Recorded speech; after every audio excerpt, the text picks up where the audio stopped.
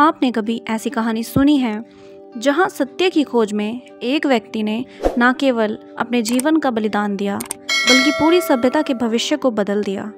ये कहानी है संत मरकुस की, एक ऐसा शख्स जिन्होंने अंधकार में सत्य का प्रकाश फैलाया। उन्होंने मूर्ति पूजा के बीच खड़े होकर मसीह के प्रेम और क्षमा का उपदेश दिया, लेकिन उनके जीवन का अंत जितना दुखद था उतना ही चमत्कारों से भरा हुआ भी था।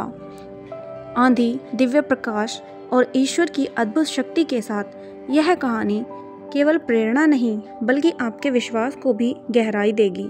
इस वीडियो को अंत तक ज़रूर देखिए, क्योंकि इस वीडियो में जो आप जानने वाले हैं वह आपके हृदय को छू जाएगा और आत्मा को जागृत कर देगा। संत मरकुस, जिन्हें मार्क या जॉन मार्क के नाम से भी जाना जाता है, ईसाई धर्म के महत्वपूर्ण पात्रों में से एक हैं। वे प्रभु यीशु के प्रत्यक्ष चेलों में नहीं थे, लेकिन उनका जीवन प्रभु की प्रेरिता और विशेष रूप से पतरस के साथ गहरा जुड़ाव था। उन्होंने मरकुस का सुसमाचार लिखा, जो प्रभु यीशु मसीह के जीवन, मृत्यु और पुनरुत्थान की गाथा प्रस्तुत करता है। तो पूरी कहानी क्या है, इस वीडियो में हम विस्तार से जानेंगे।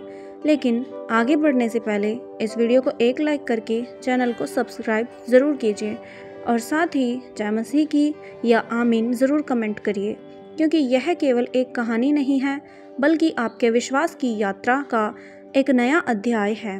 तो चलिए वीडियो को शुरू करते हैं। मरकुस का जन्म यरूशलेम में हुआ था। उनका परिवार प्रभु यीशु के आरंभिक अनुयायियों में गिना जाता है। बाइबल के प्रेरितों के काम में उनकी मां मरियम का उल्लेख मिलता है, जिनका घर प्रारंभिक चर्च की बैठक का महत्वपूर्ण स्थान माना जाता है कि यहीं प्रेरितों ने कई महत्वपूर्ण प्रार्थनाएं की थी। मरकुस को पतरस का आत्मीय सहयोगी माना जाता है। पतरस उन्हें मेरा बेटा कहकर संबोधित करते हैं। यह संकेत करता है कि पतरस ने उन्हें ईसाई विश्वास में गहराई से प्रशिक्षित किया था।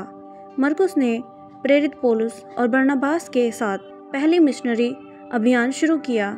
यह यात्रा महत्वपूर्ण थी क्योंकि इसने उन्हें प्रभु के वचन को दूर दूर तक फैलाने की प्रेरणा दी। प्रेरितों के काम के अनुसार वे साइप्रस के सलमिस नामक स्थान पहुंचे और वहां प्रभु का वचन प्रचारित किया। मरकुस इन यात्राओं में पौलुस और बरनबास के सहायक बने। हालांकि इस यात्रा के दौरान एक घटना ने उनके जीवन में बड़ा मोड़ दिया। जब मिशन कठिन हो गया और खतरों का सामना करना पड़ा, तो मरकुस ने पौलुस और बरनबास का साथ छोड़ दिया और यरूशलेम लौट गए। यह घटना पौलुस के लिए बड़ी निराशा का कारण बनी। हालांकि मरकुस की यह असफलता उनके जीवन का अंत नहीं थी। बरनबास ने मरकुस पर विश्वास बनाए रखा और उन्हें एक अन्य मिशनरी यात्रा पर अपने साथ ले गए। यह यात्रा उनके आत्मिक विश्वास में महत्वपूर्ण रही। बरनबास के साथ दूसरी यात्रा के बाद मरकुस मिस्र के अलेक्जेंड्रिया पहुंचे। यह नगर उस समय शिक्षा, संस्कृति और व्यापार का बड़ा केंद्र था, लेकिन साथ ही वहाँ मूर्ति पूजा और अधर्म का भी बोलबाला था। यहाँ ईश्वर के वचन का प्रचार करना अत्यंत चुनौतीपूर्ण कार्य था। मरकुस ने अलेक्जेंड्रिया पहुँचते ही प्रभु यीशु मसीह के संदेश का प्रचार आरंभ कर दिया। उनका पहला कार्य स्थानीय लोगों से संवाद स्थापित करना था। उन्होंने व्यापारियों और मजदूरों से वार्तालाप करना शुरू कर दिया और धीरे धीरे उन्हें सत्य के मार्ग की ओर आकर्षित किया। मरकुस के अलेक्जेंड्रिया आगमन के कुछ ही समय बाद एक चमत्कारिक घटना घटी जिसने वहां के लोगों को चकित कर दिया। एक दिन जब मरकुस उस एक जूता बनाने वाले व्यक्ति अननियाह से मिल रहे थे, तब अननियाह के हाथ में गंभीर चोट लग गई। वह दर्द से कराह रहा था। मरकुस ने प्रभु यीशु के नाम से प्रार्थना की और उसके हाथ पर स्पर्श किया। चमत्कारिक रूप से उसका घाव तुरंत ठीक हो गया। इस घटना से अननियाह ने प्रभु यीशु मसीह पर विश्वास किया और ईसाई धर्म अपना लिया। यह अलेक्जेंड्रिया में ईसाई धर्म के प्रचार का पहला बड़ा कदम था। अननियाह और उसके पूरे परिवार ने विश्वास किया। मरकुस ने अलेक्जेंड्रिया में एक छोटे से समुदाय का गठन किया। यह समुदाय बाद में मिस्र में ईसाई धर्म की पहली चर्च का आधार बना। मरकुस ने अननियाह को इस समुदाय का पहला बिशप नियुक्त किया। मरकुस की सेविका के बढ़ते प्रभाव से स्थानीय धार्मिक नेता नाराज हो गए। मूर्ति पूजक मंदिरों में जाने वाले लोग कम होने लगे थे। उन्होंने मरकुस के खिलाफ षड्यंत्र रचना शुरू किया।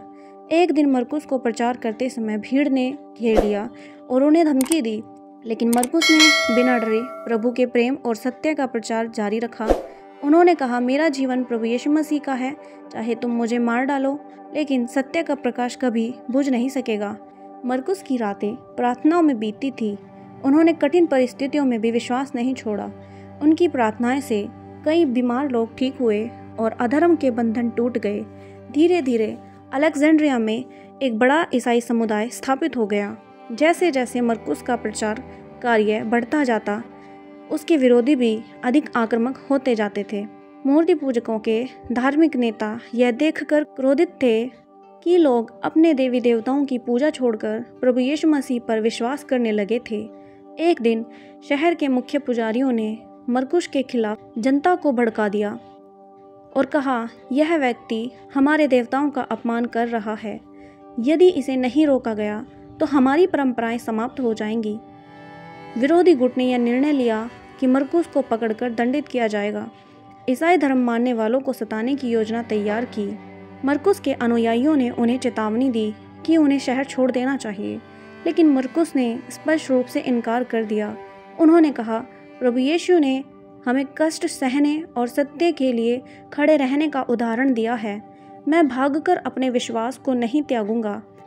एक पवित्र रविवार की रात जब मरकुस अपने अनुयायियों के साथ प्रार्थना कर रहे थे, तभी भीड़ ने चर्च पर धावा बोल दिया। मरकुस को पकड़ लिया गया और घसीटते हुए शहर के मुख्य चौक पर लाया गया। उनके शरीर से खून बह रहा था, लेकिन उनके चेहरे पर अपार शांति थी। उन्होंने भीड़ की ओर देखते हुए कहा, तुम मेरे शरीर को नष्ट कर सकते हो, लेकिन मेरा विश्वास और प्रभु का प्रेम अमर है। भीड़ ने उन्हें क्रूरता से प्रताड़ित किया।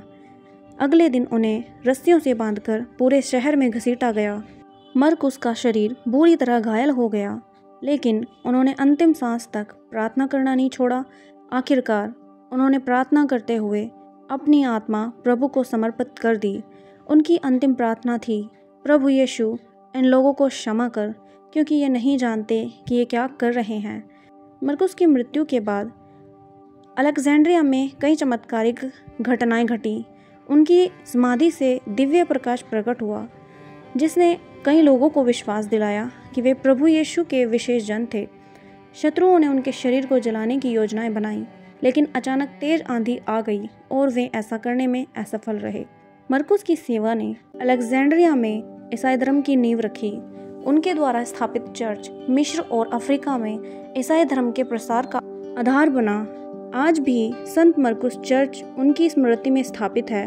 संत मरकुस की यह कहानी ईश्वर के प्रति अटूट विश्वास, सेविका की प्रेरणा है। उनकी शहादत यह सिखाती है कि सत्य और प्रेम के मार्ग पर चलने वालों की विरासत अमर रहती है। संत मरकुस की कहानी साहस, विश्वास और आत्मिक दृढ़ता की एक अद्भुत मिसाल है। उन्होंने कठिन परिस्थितियों में भी सत्य, प्रेम और विश्वास के संदेश को न केवल प्रचारित किया, बल्कि अपने जीवन का बलिदान देकर पूरी सभ्यता के भविष्य को बदल दिया। उनके जीवन से हमें कई प्रेरणाएं मिलती हैं, जो न केवल आध्यात्मिक जीवन के लिए प्रासंगिक हैं, बल्कि जीवन की हर परिस्थिति में मार्गदर्शन करती हैं। मरकुस की यात्रा सत्य की खोज से आरंभ होती है। उन्होंने मूर्ति पूजा और अज्ञानता के अंधकार में प्रभु यीशु मसीह के प्रेम और सत्य का प्रकाश फैलाने का कार्य किया। उनका जीवन हमें यह सिखाता है कि चाहे परिस्थितियां कितनी भी कठिन क्यों न हो, हमें सत्य के प्रति अडिग रहना चाहिए। आज के समय में भी लोग विभिन्न प्रकार के अंधविश्वासों और भ्रमों से घिरे हुए हैं। ऐसे में मरकुस की कहानी हमें यह प्रेरणा देती है कि हम साहसपूर्वक सत्य का अनुसरण करें और इसे दूसरों तक पहुंचाने का प्रयास करें।